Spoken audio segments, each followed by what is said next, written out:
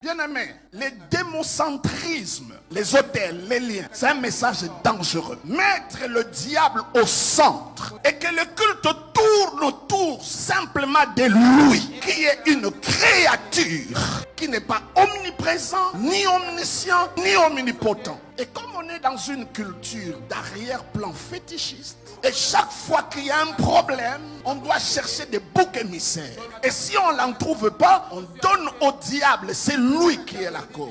Il y a les démocentristes et il y a des anthropocentristes.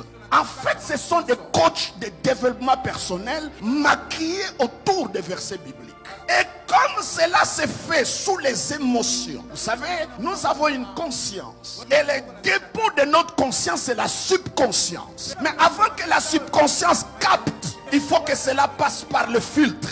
Et dès que ça se dépose dans la subconscience, on t'a convaincu que tu es lié. C'est tellement descendu de la conscience, sous les émotions, ça passe dans la subconscience, mais bien aimé, ça s'installe. Même quand tu es intellectuel, tu crois à des choses horribles. Parce que c'est là, dans ta subconscience, c'est assis, c'est passé par le filtre de la conscience, et ça s'installe, mes bien-aimés.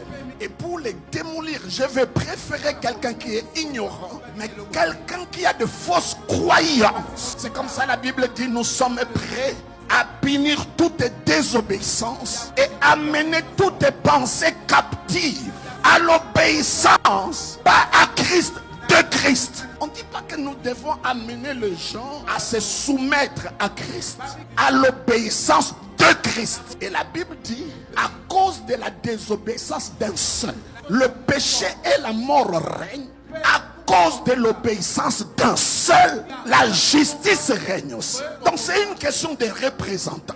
Il faut que ces choses-là entrent en nous et que nous devenions, mes bien-aimés, nos pensées pleines de Christ. Que ta conscience devienne christique, le genre de conscience qu'avait Jésus. Que tu arrives à ce genre de conscience. Pensez maintenant, Jésus qui se tient et qui regarde le monde entier, il dit c'est moi qui ai le chemin. Comment quelqu'un peut avoir ce genre d'assurance, de certitude et savoir qu'il ne peut pas être contredit?